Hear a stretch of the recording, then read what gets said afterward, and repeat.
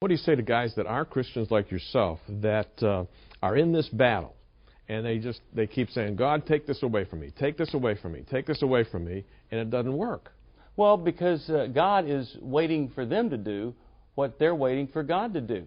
He has provided them with the answer. But just praying isn't enough. You've got to go and connect with some other guys. You know, James 5:16 is a verse that says, confess to each other, and then you'll experience healing. It's very specific about that. So just telling God doesn't break the hold that it has on you. But opening up with somebody else and starting to talk about it will begin to break that bondage that you have in that particular area. But guys say, look, you don't go to my college. I mean, you go down the dorms, or you go down the halls, or you go out just to the restaurants around campus. The fact is, you can't believe the way the women dress here. I mean, how do you shut yourself off to that through your eyes?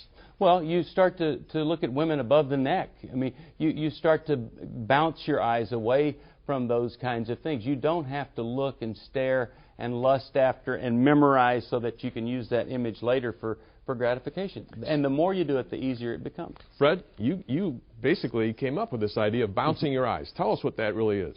Well, bouncing the eyes is pretty simple. By nature, our eyes move towards the sensual things in our environment as men. I mean, we're built to draw that gratification through the eyes.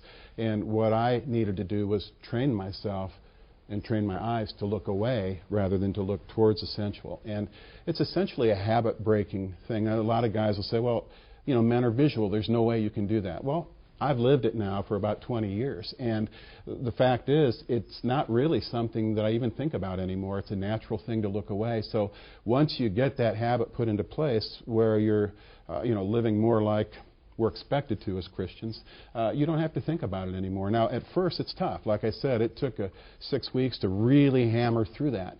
But once that was in place, then I had other issues, the mental lust and all that. But the eye issue is something you can deal with fairly quickly.